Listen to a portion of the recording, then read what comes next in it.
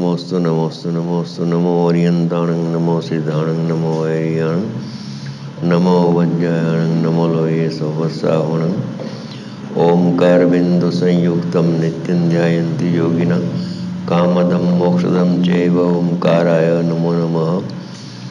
मंगलम भगवान वीरो मंगलम गौतमो गणि मंगलम कुंद कुंदार्यो जन धर्मोस्तु मंगलम सर्वमंगल मांगल्यम सर्वकल्याणकारकम प्रधानम सर्वधर्माणां जैनम जतु शासनम नमः समयिसाराय स्वानुभूत्या चकाशते चित्स्वभावाय भावाय सर्वभावांतर्चिते।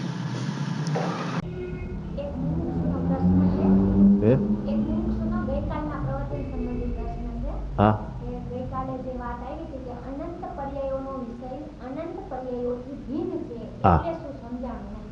એટલે કે પર્યાય માત્રથી જે ભિન્ન આત્મા છે, પર્યાય માત્રથી એટલે અનંત પર્યાય માત્રથી ભિન્ન જે ભગવાન આત્મા છે ભિન્ન જ છે, અનાદિ અનંત ભિન્ન છે.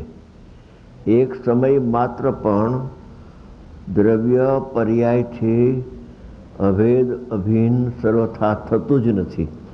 પર્યાય દ્રવ્યને ખરેખર અડતી પણ નથી, સ્પર્શતી નથી. એટલી જુદાઈ દ્રવ્યને પર્યાય વચ્ચે દ્રષ્ટિ અપેક્ષાએ રહી છે.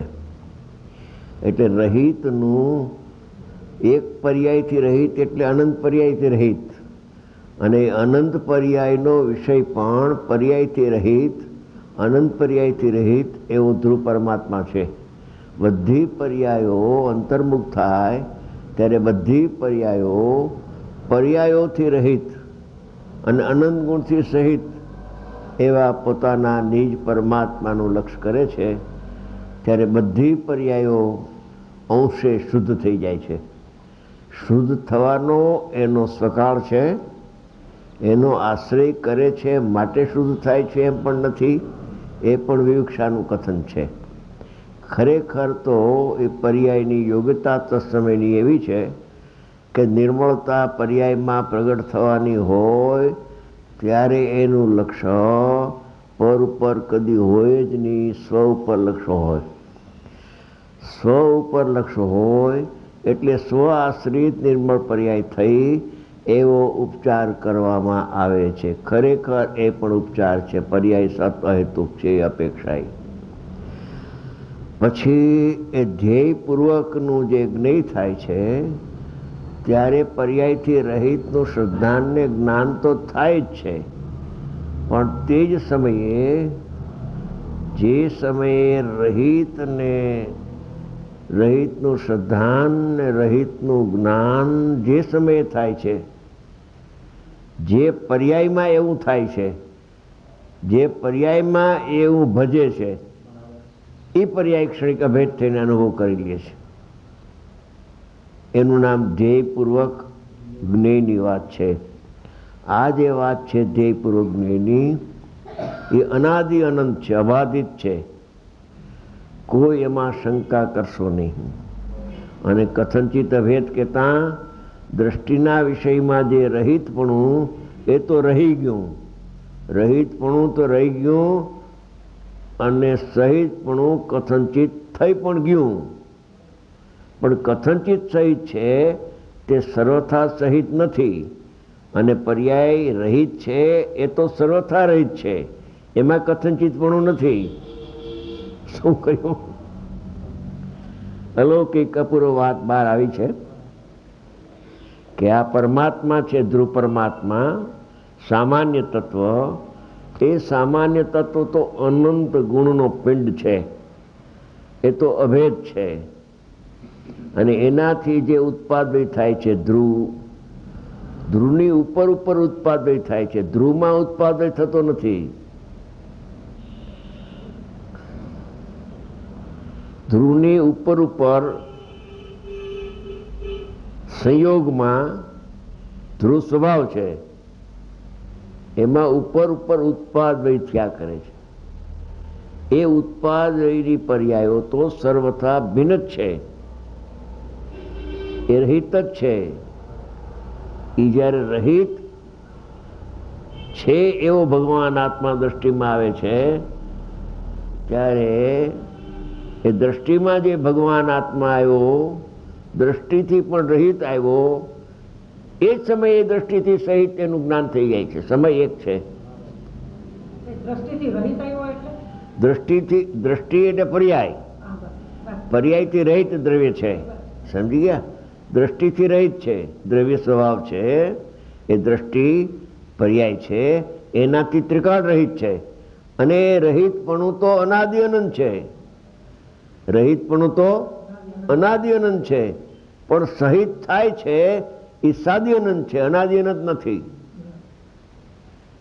નિર્મળ પર્યાય શુદ્ધ ઉપયોગ અંદરમાં ગયો અને હું જ્ઞાયક છું એવી અનુભૂતિ થઈ. પર્યાયમાં દ્રવ્યના દર્શન થયા. તો એ નિર્મળ પર્યાય, એ પર્યાય કથનચિત સહિત થાય છે ત્યારે રહિતપણું છૂટતું નથી. રહિતપણું રાખીને સહિતપણું થઈ જાય છે. પર્યાય ન અડે છતાં અડી જાય છે. પર્યાય અડે જ નહીં છતાં અડે પણ છે. આવી વસ્તુસ્થિતિ છે. અડે છે એટલે જો એની અંદર એને અભેદ ન થાય કથનચિત, તો દ્રવ્યમાં તો આનંદ હતો અને પર્યાયમાં દુઃખ હતું. જો એ સ્પર્શે નહીં તો આનંદ પર્યાયમાં આવે જ નહીં. એવો એક પ્રસંગ બન્યો મુંબઈમાં. 70 આપણા મુમુક્ષુ 70 એ સોગાનીજીની વાત સાંભળી, એને દ્રષ્ટિના વિષયની ધૂન ચડી ગઈ. પર્યાય છે જ નહીં આત્મામાં. હવે તો પર્યાય અલોકાકાશમાં અમે મોકલી દીધી. અમારી પાસે પર્યાયની વાત કરતા નહીં. સમજી ગયા? એવો એકાંત પક્ષમાં આવી ગયો. પણ ઓલું ધ્યેયપૂર્વક નહીં થાય છે એનો અનુભવ તો નહોતો. અને આ પ્રકારની વાત એના કાન ઉપર બિચારા નહીં આવેલી એટલે શું થાય? થઈ જાય ભૂલ. સર્વથા રહિતમાં ચડી ગયા. એ વાત ગુરુદેવ પાસે આવી અને રામજીભાઈ જરાક ચાવી પણ ચડાવે સરખી રીતે કે સાહેબ પર્યાય તો રહિત જ છે ને, અલોકાકાશમાં છે ને, એ ક્યાં દ્રવ્યમાં છે? ના, એ દ્રવ્યમાં છે પર્યાય. એમ કરીને કઢાવે. સમજી? બીજું પડખું કથનચિત સહિતનું. તો એમ કરતાં કરતાં ટાઈમ ઘણો વયો ગયો અને ગુરુદેવની પાસે વાત આવી. પછી ગુરુદેવ વ્યાખ્યાનમાં પણ વાત કરે કે જો આવી રીતે એકાંતના પક્ષમાં ચડી જાય એમ નથી. ગુરુદેવ કે પર્યાય અભેદ થાય છે અને પર્યાય અભેદ થયેલી પર્યાય આત્મા છે એમ કહો વ્યાખ્યાનમાં, ઓનું ખંડન કરવા માટે. એવો થોડો ટાઈમ ચાલ્યું.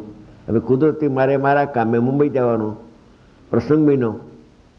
એટલે ફતેપુર ગુરુદેવની જન્મજયંતિ હતી અને ત્યાંથી વૈશાખ સુદ 3 હું મુંબઈ પહોંચ્યો. અહીંયા બાપુજીની હારે વાત થાય અમારે. તો મેં કહ્યું બાપુજી જો આ લોકો સાંભળવા આવશે તો વાંધો નહીં આવે, પણ જો સાંભળવા જ ના આવે તો લાચાર આપણે. પણ મને ખાતરી હતી, કેમ કે એને એવી છાપ હતી કે લાલુભાઈ એટલે દ્રષ્ટિનો વિષય આપે છે. સમજી ગયા? એને બધાને ખબર. એટલે એ વાત એના મગજમાં હતી એટલે બધા આવવા માંડ્યા. મેં ચહેરા જોયા બધા એના પ્રમુખ હતો, એને ચહેરો જોયો. આવે છે તો સારું છે. સમજી ગયા? તે થોડાક દી તો સાધારણ વાત કર્યા પછી ધ્યેયપૂર્વક જ્ઞેય થાય છે. જો ધ્યેયપૂર્વક જ્ઞેય ન થાય તો એકાંત મિથ્યા દ્રષ્ટિ જીવ છે. પછી થોડા દી ચલાવ્યું ને, એમાં એક ઠેકાણે અમે પેલા જમવા ગયા. ત્યાં એક રસ્તામાં એક ભાઈએ કહ્યું મને કે આ તમે શું વાત કરો છો? પર્યાયથી રહિત તમારી ટ્રેડમાર્ક છે અને એમ સમજીએ તો તમને સાંભળવામાં આવ્યા અને આ લાલુભાઈ બોલે છે પર્યાયથી સહિત થાય કથનચિતથી શું? મેં કોઈ એમ જ છે નકર અનુભવ નહીં થાય. જોરથી કહ્યું. પછી એના પ્રમુખે જમવાનું કહ્યું. તો એ જમવાનું કહે તો એની ટોળીના તો બધા આવે ને, બોલાવે. બેઠા હતા બધા, જમવાને વાર હતી અડધી કલાક પોણી કલાક. તો મેં કહ્યું ભાઈ જો એક માણસને હાથ બહુ બળતો હતો, બળતરા થતી હતી હાથમાં, સખત રહેવાય નહીં. એ ભાઈ ગયો વૈદ પાસે કે ભાઈ આની કઈ દવા? કે હા આની દવા છે ચોખ્ખી. કે શું દવા છે? કે બરફની પાઇપ ઉપર હાથ મૂકી દો અને પછી જુઓ બળે છે કે નહીં, તમે અનુભવ કરી જુઓ. તો આ હાથ તો ઠડી જાય, બળતા વહી જાય બધું ભાઈ. એ વખતે બળે હાથ? બળે જ નહીં, ઠરે. બળવાની પર્યાય વ્યય થાય ને ઠરવાની પર્યાય એનો ઉત્પાદ થયો, ઠરી જાય છે. અડે તો ઠરે, પણ અહીંયા પાટો ને અહીંયા રાખે તો એમ દ્રવ્યને પર્યાયને સર્વથા જુદી રાખે. દ્રષ્ટિ અપેક્ષા એ ભિન્ન છે, પણ જ્ઞાન અપેક્ષા એ અભિન્ન કથનચિત થાય છે, પડકું એને મળ્યું નહીં. એટલે કહ્યું આ વાત તમને સમજાણી? તો કે હા. આમાં તો ગજબની વાત છે, મોટી ભૂલ અમારી થઈ ગઈ. અમે તો પર્યાયને અડવા નહોતા દેતા, બીકો અડે નહીં તો આનંદ નહીં આવે. પછી ઓપરેશન સક્સેસ થઈ ગયું, બધા માની ગયા કે વાજબી છે તમારી વાત, અમારી ભૂલ હતી, સમજી ગયા. એ વાત ગઈ ગુરુદેવ પાસે. ત્યાંથી આવે ને પાછા ગુરુદેવ મુંબઈથી કોકો, ભાઈ લાલભાઈ તો આમ કહ્યું. તો એના પર ખંભા ઉપર હાથ મૂકીને ગુરુદેવ એમ લાલભાઈ આમ કહ્યું. બરાબર. એટલે કહેવાનો આશય એ છે કે આવી ભૂલો તો થયા કરે. ને અન્ય મત આમાંથી નીકળ્યા, ક્ષણિકવાદી એ બધા આમાંથી નીકળ્યા. કોઈ ક્ષણિકમાં વયા ગયા, કોઈ ત્રિકાળમાં એકાંત વયા ગયા. આ છે ને એ ભાઈ સ્યાદવાદ ક્યાંય જૈન ધર્મ સિવાય ક્યાંય છે જ નહીં. અને પાછો સ્યાદવાદનો આત્મામાં અભાવ છે, અને અનુભવ થતાં સ્યાદવાદનો જન્મ થાય છે. બે વિરોધ વાત લાગે ને કે કાં કયો રહિત અને કાં કયો સહિત. દૂધમાંય પગ રાખો તમારે અને દહીંમાં પગ રાખો. અમે ભાઈ દૂધ ને દહીંમાં પગ નથી રાખતા, જેવું સ્વરૂપ છે એવું સમજો તમે. અહીંયા જે તમે અડવાની વાત કરી, આનંદ આવે છે એટલે આરોપ મૂક્યો કે ખરેખર અડે છે. કથનચિત અડે છે અને કથનચિત અડતી નથી. જો ખરેખર અડી જ જાતી હોય તો દોષ આવે કે પર્યાયનો વ્યય થાય તો દ્રવ્યનો નાશ થઈ જાય, અને અડે નહીં તો નિશ્ચય મોક્ષ માર્ગ પ્રગટ ન થાય.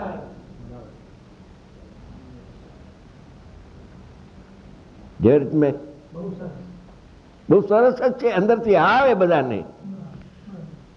આ છે ને અનુભવી પુરુષોએ કહેલી વાત છે, શાસ્ત્રોમાં છે. પ્રશ્ન આવ્યો કે સમ્યક દર્શનાત્માથી ભિન્ન છે કે અભિન્ન? સમયસારમાં હો કે અભિન્ન છે. લે સમ્યક દર્શનની પર્યાય તો પર્યાય છે, એ અભિન્ન ક્યાંથી કે અભિન્ન છે. અનુભૂતિ તો અનુભૂતિ આત્મા છે. તે અનુભૂતિના આત્મામાં કઈ ભેદ છે કે ના? ભેદ નથી, આત્મા જ થઈ ગયો. જા પર્યાય પોતે આત્મા છે. હા, એવું શાસ્ત્રમાં ઘણી જગ્યાએ છે. પણ આજે ધ્યેયપૂર્વક જ્ઞેય પુસ્તક બહાર પડ્યું ને, એમાં સ્પષ્ટતા બહુ છે, ઘણી સ્પષ્ટતા છે. ધ્યેયનું તો એટલું બધું સ્વરૂપ ચોખ્ખું કર્યું છે કે એક સામાન્ય સ્વભાવ આત્માનો જે લક્ષ્ય કરવા યોગ છે, ઉપાદેય તત્વ છે, એમાં કોઈ પર્યાય છે જ નહીં. પર્યાય માત્ર અવસ્તુ છે. હવે પર્યાય અવસ્તુ તો છે જ, તો અવસ્તુ થઈ ગયા. પોતાની પર્યાય ઉત્પન્ન થાય એ વસ્તુ નથી, અવસ્તુ છે, એમ ગુરુદેવે કહ્યું. એટલે ધ્યેયનું એકદમ સ્પષ્ટ થઈ ગયું. ધ્યેયમાં ભૂલ હોય તો ધ્યાનની ભૂલ હોય. ધ્યેયના સ્પષ્ટ જ્ઞાન વિના ધ્યાન નિરર્થક છે. એટલે ધ્યેયનું સ્પષ્ટ જ્ઞાન પહેલા થવું જોઈએ કે પર્યાયથી રહિત જ છે. રહિત છે ત્યારે કથનચિત સહિત યાદ જ ન કરતા હો. અને કથનચિત સહિત થાય છે એટલે ઓલું લબ્ધમાં રહી જાય છે અને અનુભવ થઈ જાય છે. શું કહ્યું? રહિતનું શ્રદ્ધાન જે થયું સવિકલ્પ અનુભવ પહેલા એ રહી ગયું, અને સહિત થાય છે એનું જ્ઞાન થઈ ગયું. આવી વસ્તુ છે. એટલે પરસ્પર વિરોધ જેવું લાગે છે, પણ અવિરોધ છે, અને કોક પામે છે એનું કારણ આ છે.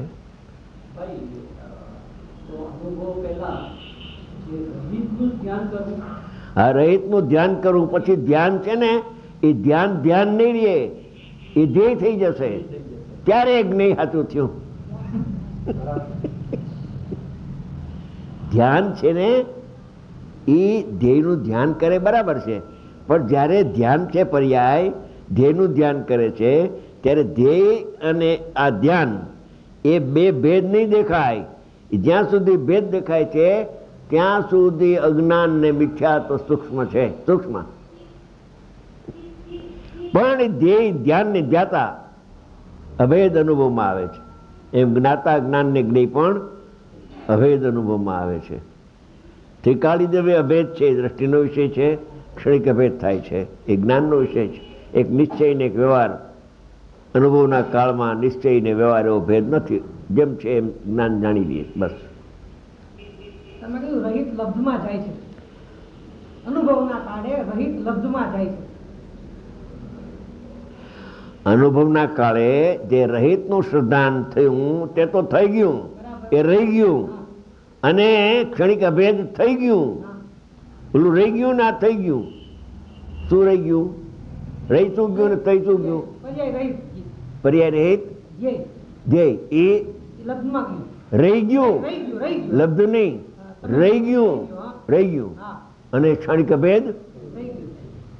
આ એનું નામ અનુભૂતિ છે, એનું નામ સમ્યક દર્શન છે.